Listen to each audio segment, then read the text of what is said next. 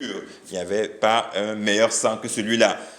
Donc c'est pour ça que nous avons aujourd'hui accès à, n'est-ce pas, à ce propitiatoire spirituel en Jésus-Christ.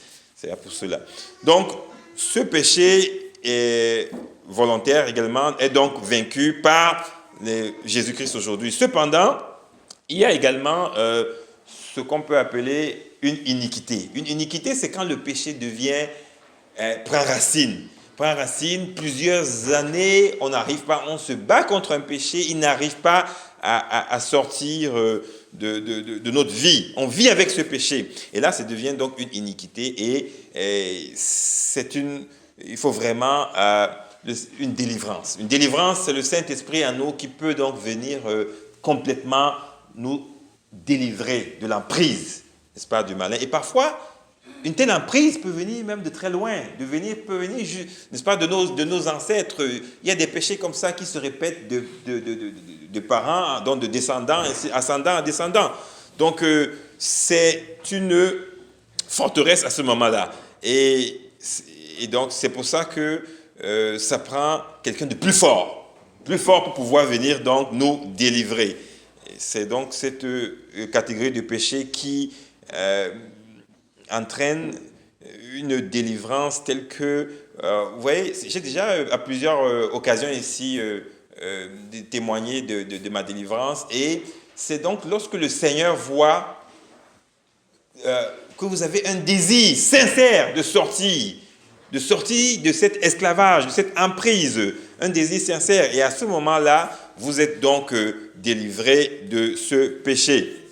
Alors, on a donc les désirs de la chair, parler de nos adversaires, les désirs de la chair. On a ensuite la nature pécheresse. Et enfin, on va parler des principautés et des dominations. Principautés et dominations. Alors, on va lire très rapidement, on va aller le livre de Daniel. Daniel chapitre 10, verset 13. Le livre de Daniel, chapitre 10.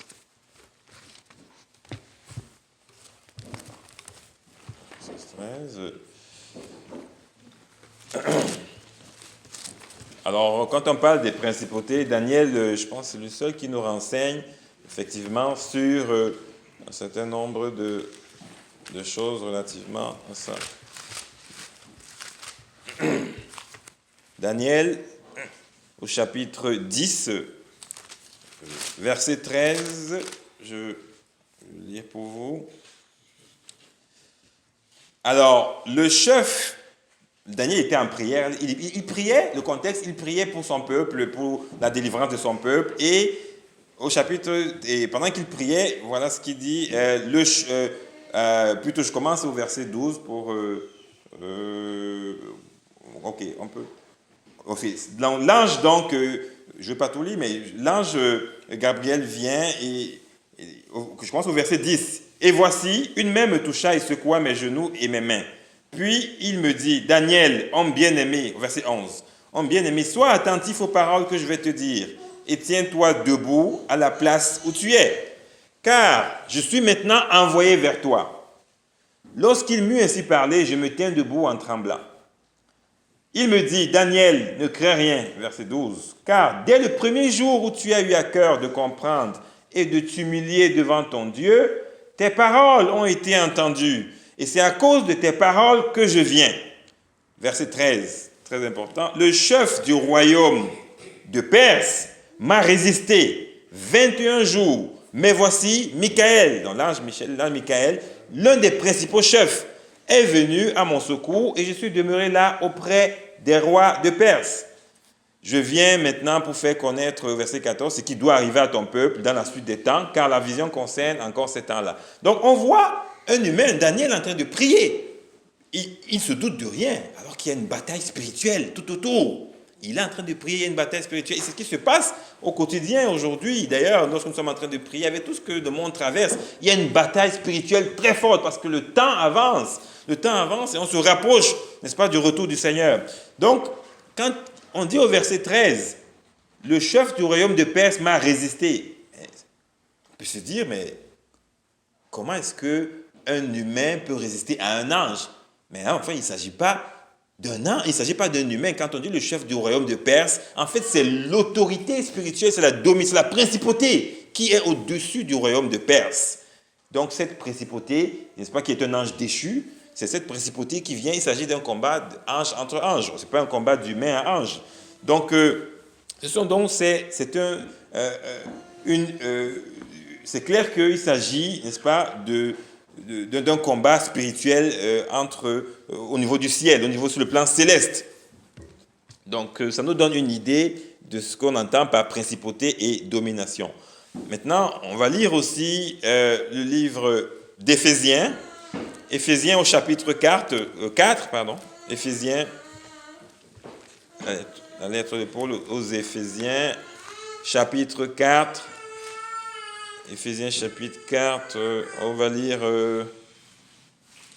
c'est ça, plutôt chapitre 6, Éphésiens 6, les principautés et ouais, c'est ça, 6, 10 à 12, Éphésiens 6. Alors, je vais lire pour vous, verset 10, chapitre 6, verset 10. Au reste, il s'agit des armes spirituelles du chrétien. Au reste, fortifiez-vous dans le Seigneur et par sa force toute puissante. Revêtez-vous de toutes les armes de Dieu afin de pouvoir tenir ferme contre les ruses du diable.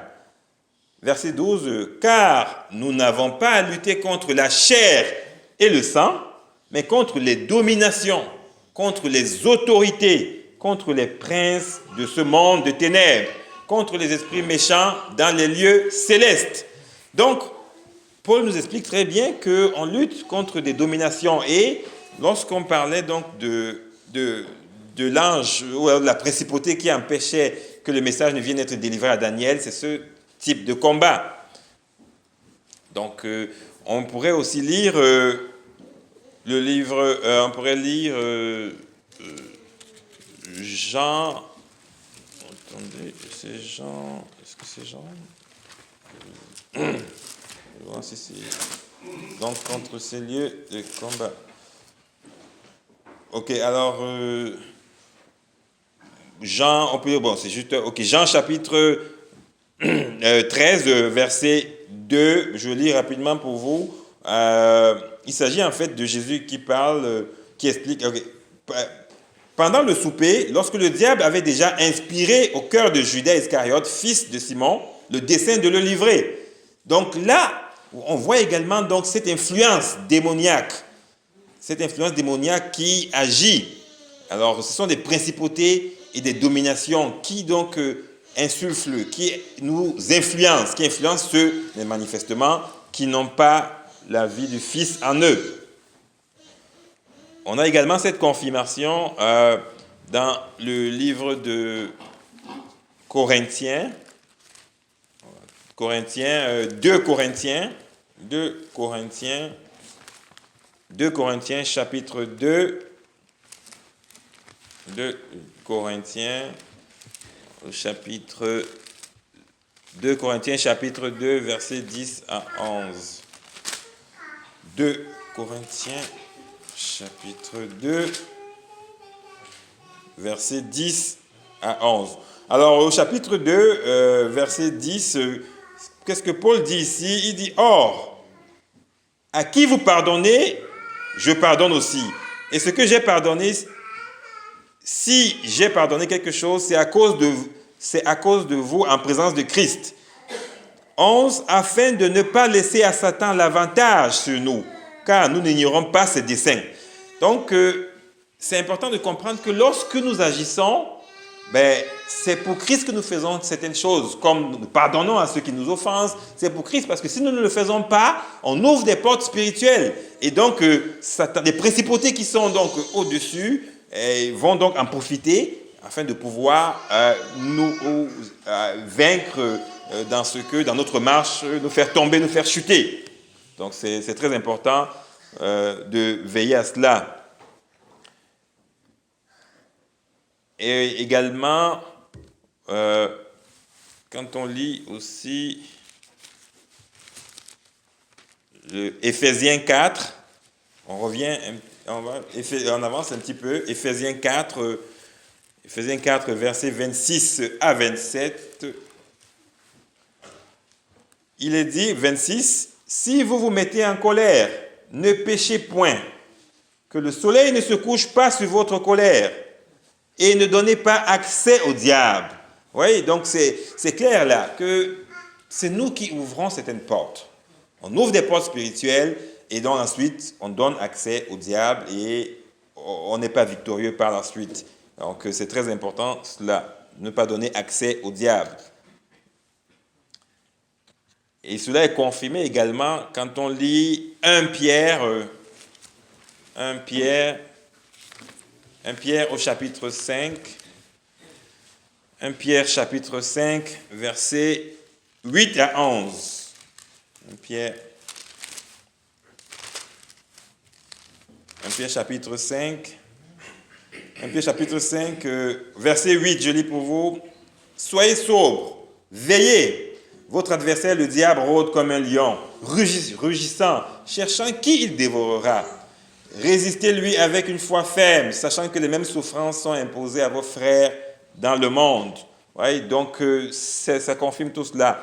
Dès l'instant où on ouvre des portes spirituelles, mais on s'expose et donc, par rapport aux combats qui sont les nôtres, les désirs de la chair, notre nature pécheresse, il sera difficile d'être vainqueur, même si le Seigneur a déjà vaincu à la croix, mais nous devons faire attention afin de ne pas ouvrir ou rouvrir des portes. Maintenant, ce qu'il faut voir, une domination de façon générale, c'est un esprit du mal, c'est un esprit qui a servi, qui agit sur la mentalité d'une personne. L'objectif, c'est de rendre cette personne esclave de certaines habitudes. Vous voyez, l'alcoolisme, par exemple, et puis les drogues, même le tabagisme, le mensonge, l'obsession sexuelle, les cupidités, les jalousies, tout. En fait, la domination, c'est ça. C'est un esprit déchu qui vient nous influencer afin de nous soumettre sur le plan spirituel. Et donc, cette possession-là démoniaque, elle habite une personne, elle a servi cette personne à une habitude. Cette personne est incapable de se libérer. Incapable. Malgré la volonté de cette personne, malgré la piété de cette personne. Il ne s'agit pas d'être pieux, non. C'est ça, cette personne est incapable. Et donc, seul le Seigneur Jésus-Christ, qui lui est venu pour expier, pas juste couvrir le péché comme on faisait avant, au niveau de l'ancienne alliance. Non, il ne s'agit pas de le couvrir et faire chaque année, expier le péché, le déraciner complètement. C'est donc ça, n'est-ce pas, en Jésus-Christ que nous avons afin de pouvoir nous éloigner, être délivrés d'une domination. Et dans le livre d'Ésaïe aussi, je ne vais pas y aller, mais il explique aussi des autorités. Bon, ceux qui veulent lire, Isaïe 14, versets 3 à 20, vous pouvez le relire. Ça parle des autorités spirituelles. Également aussi Ézéchiel aussi en parle. Au chapitre 28, 11 à 19, je ne dirai pas ça, mais il s'agit donc des autorités démoniaques qui essayent de nous retenir captifs. Et c'est pour ça que nous devons donc veiller. Maintenant, comment devons-nous combattre? Maintenant qu'on a identifié ces adversaires, nous avons donc les plaisirs, la chair adversaire, nous avons la nature pécheresse et les principautés et les dominations. Comment les combattre? L'apôtre Paul nous a donné une indication dans le livre d'Éphésiens, chapitre 6, versets 13 à 18, avec donc les armes spirituelles à notre disposition. Éphésiens, au chapitre 6. Éphésiens, au chapitre 6, versets 13 à 18. Alors, au verset 13, je lis, « C'est pourquoi prenez toutes les armes de Dieu, afin de pouvoir résister dans le mauvais jour et tenir ferme après avoir tout surmonté. Verset 14. Tenez donc ferme, ayez à vos reins la vérité pour ceinture. Revêtez la cuirasse de la justice. Verset 15. Mettez pour chaussure à vos pieds le zèle que donne l'évangile de paix. Verset 16. Prenez par-dessus tout cela le bouclier de la foi avec lequel vous pourrez éteindre tous les traits enflammés du malin. Prenez aussi le casque du salut et l'épée de l'esprit qui est la parole de Dieu. Donc, quand on regarde les différentes armures ou les armes spirituelles du chrétien, il y en a 6. Paul nous donne il y en a 6. Et on peut les diviser en 2 parties. Il y en a 3 qui concernent notre façon de vivre au quotidien. Et il y a 3 autres qui concernent notre façon de penser. Oui, on a des combats dans notre façon de vivre et aussi dans notre pensée. Donc, les 3 premières armes qui concernent notre façon de vivre au quotidien, on va les examiner rapidement.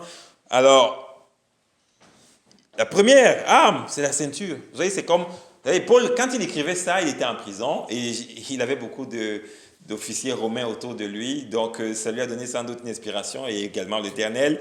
Donc, c'est un peu comme ça que le soldat romain s'habille. Donc, la ceinture, au niveau du soldat romain, la ceinture, c'est ce qui tient toute l'armure. Si la ceinture n'est pas au niveau de ses reins solides, ben, tout tombe. Et notre ceinture, donc, la vérité, notre ceinture, c'est le Seigneur Jésus-Christ. C'est le Seigneur Jésus qui nous tient. Vraiment, c'est la ceinture dans notre marche, notre vie spirituelle, c'est la ceinture. Et donc, Paul dit qu'il faut se revêtir. Donc, ayez à vos, c'est verset 13, ayez 14, à vos reins la vérité pour ceinture. Donc, oui, on a le Seigneur Jésus-Christ et maintenant au quotidien, on doit marcher comment? Dans la vérité, dans l'intégrité. Et l'intégrité, ça commence d'abord au niveau de la famille.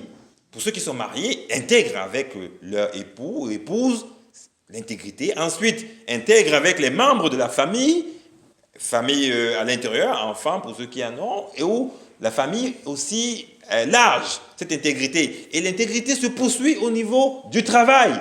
Très important, l'intégrité. Donc, le malin, vous savez, il est là, il rôde, il regarde notre intégrité. Alors, si vous vous engagez dans un combat contre une domination, alors que vous, au quotidien, vous manquez d'intégrité, c'est certain que vous ne pourrez pas vaincre. Il n'y a pas de victoire lorsqu'on ne marche pas dans l'intégrité. Il faut marcher dans l'intégrité en regardant le Seigneur, être transparent, parce que nous savons de toute façon que on ne peut rien cacher à l'Éternel. Et le malin, c'est l'accusateur. Il viendra à la moindre faille nous accuser. Donc on doit marcher, on doit être intègre. Et cette intégrité n'est pas facile, mais il faut rechercher cette intégrité. Elle va, vous voyez, un exemple banal, où il y a la Covid-19, les activités sont arrêtées partout. Et puis là maintenant, le gouvernement dit, ben voilà, on va assister les Canadiens, les Canadiennes qui ont des difficultés avec une prestation. Et puis, dès l'instant où vous commencez à retrouver du travail, vos activités, ben écoutez, là, vous ne devez plus recevoir cette prestation. Mais dès l'instant où il y a certains qui veulent avoir les deux côtés, à ce moment, vous voyez, c'est un problème d'intégrité. C'est un problème d'intégrité. Et là, le malin, on ouvre des portes. On ouvre des portes et il faut faire attention à demeurer intègre. Ensuite, on parle aussi, Paul parle de la cuirasse. Il dit, revêtez la cuirasse de la justice. La cuirasse, pour l'officier romain, ça couvrait la poitrine. Ça couvrait la poitrine. Et ce qui est le plus important, c'est qu'est-ce que la poitrine recouvre à l'intérieur? C'est le cœur. Le cœur. Et le livre de Proverbes chapitre 4, au verset 23, c'est important, je relis rapidement. Proverbes chapitre 4, verset 23, que dit Proverbes chapitre 4. Proverbes chapitre 4, verset 23. Garde ton cœur plus que toute autre chose, car de lui viennent les sources de la vie. Donc, la cuirasse, là, ça fait référence au cœur. Garde ton cœur plus que toute autre chose. Vous savez, les sources de la vie, on va vers une source pour s'abreuver. Pour s'abreuver. Alors, de quoi est-ce qu'on s'abreuve au quotidien?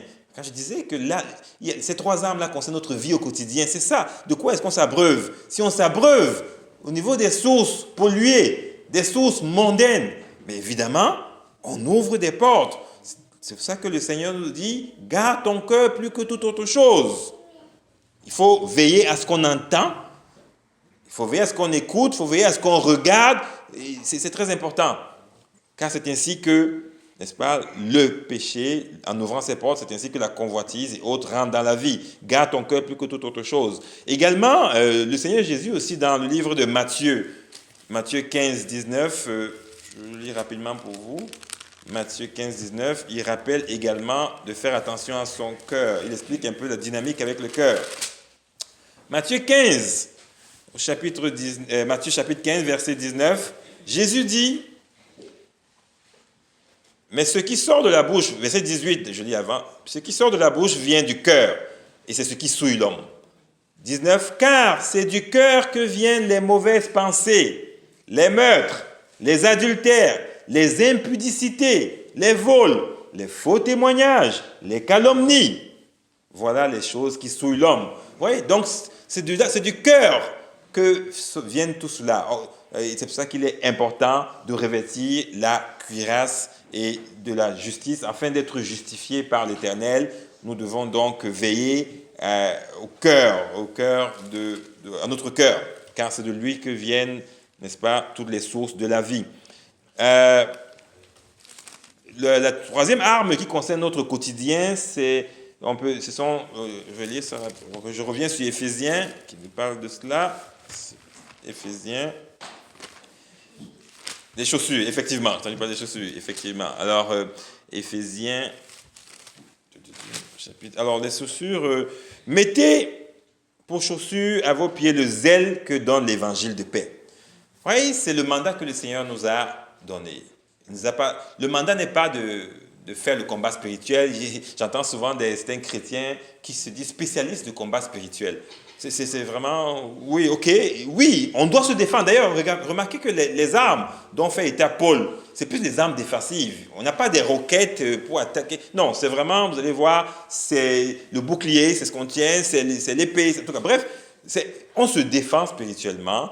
Et donc, le mandat que l'Éternel nous a donné, Jésus nous a donné, c'est d'évangéliser. C'est ça, avoir ce zèle pour évangéliser. Car, par les disciples, le message des disciples, nous, on a cru aussi aujourd'hui. Alors, également, nous aussi, nous devons donc évangéliser partout. Et ce zèle-là, il faut l'avoir. Dès l'instant où vous perdez ce zèle, d'apporter la parole, d'apporter l'évangile autour de vous, à ce moment, c'est comme si à ce moment, vous vous refroidissez ou vous êtes tiède. Et vous voyez, lorsqu'on est tiède, c'est une image... lorsqu'il y a un fourneau extérieur, le fourneau, lorsqu'il est froid ou légèrement tiède, il y a des mouches qui viennent. Les mouches viennent se poser sur le fourneau. Mais lorsque le fourneau, il y a du feu dans le fourneau, aucune mouche ne peut résister au feu, toutes les mouches fuient. Les mouches se dissipent. Et vous savez que les mouches, n'est-ce pas, en hébreu, Bel Zébul. Bel veut dire prince, Zébul c'est les mouches, prince des mouches. Et j'ai déjà fait ici plusieurs fois mon témoignage où je vous avais dit qu'il y avait des mouches, l'Éternel m'a montré des mouches, je levais une coupe remplie de miel, il y avait plein de mouches, n'est-ce pas? Et c'était donc une vie impure. Et donc les mouches, c'est ça, les mouches viennent pourquoi? Mais parce que soit vous ouvrez des portes ou alors si vous êtes encore captif, alors il y a des mouches, vous ne pouvez pas avoir un zèle pour les choses célestes tant qu'il y a des mouches. Ce n'est pas possible. La présence des mouches indique que vous êtes ou refroidi ou tiède. Et l'Éternel, et Jésus a dit quoi? Soyez bouillants. Soyez bouillants ou alors quoi? Ou soyez froid. Ne faites pas, faut pas être tiède. C'est très dangereux d'être tiède. C'est-à-dire, vous êtes dans l'église, mais en même temps, vous aimez le monde. Les deux, un pied dans l'église, un pied dans le monde. Alors ça, c'est très dangereux pour vous parce que vous pouvez avoir une illusion une illusion d'être sauvé, mais pourtant non. Donc, le zèle pour les choses célestes, c'est une arme qu'il faudrait avoir. Quand on vient à la maison de l'Éternel, on est content, on est heureux. Quand on se rassemble entre frères, on est heureux. On partage la parole, on est heureux de l'entendre. Donc, on ne doit pas vous traîner. Vous traînez, il y a une femme que j'écoutais, elle disait qu'elle est obligée de traîner son mari à l'église. Oui, c'est vraiment... bon, en tout cas, il vient peut-être parce qu'il faut faire plaisir à sa femme, mais l'Éternel est souverain. Il faut continuer à prier pour les personnes qu'il faut traîner, entre guillemets. Donc, il faut avoir ce zèle-là afin que les mouches s'éloignent. Et donc, ces trois premières catégories d'armes sont des armes par rapport à notre façon de vivre. Donc, la vérité, on doit marcher dans la vérité, donc c'est l'intégrité. Ensuite, la cuirasse, le cœur, garder notre cœur, n'est-ce pas, par rapport, car c'est de lui que proviennent toutes les sources de la vie. Et donc, le zèle, avoir le zèle. Maintenant, les trois autres armes sont des armes par rapport à notre pensée. Parce que le malin, il attaque également à ce niveau-là. Alors, on lit donc au verset 16 de toujours Éphésiens 6, prenez par-dessus tout cela le bouclier de la foi, avec lequel vous pourrez éteindre tous les traits enflammés du malin. Oui, vous voyez, un bouclier, il sert à quoi? À se défendre. Défendre par rapport aux flèches enflammées du malin. Donc, la foi, c'est notre bouclier. Et le malin, il fait tout pour rompre notre foi, pour briser notre foi. Il attaque, il veut semer le doute. Il veut semer le doute à chaque instant. Et la foi est ce que Paul nous dit que l'Éternel consomme, il est le consommateur de notre foi dans le livre d'Hébreux. L'Éternel est le consommateur de notre foi. Donc, quand il voit, et d'ailleurs on le voyait avec Jésus, quand il voyait la foi, il disait, waouh, il soulignait toujours cela. Vous voyez,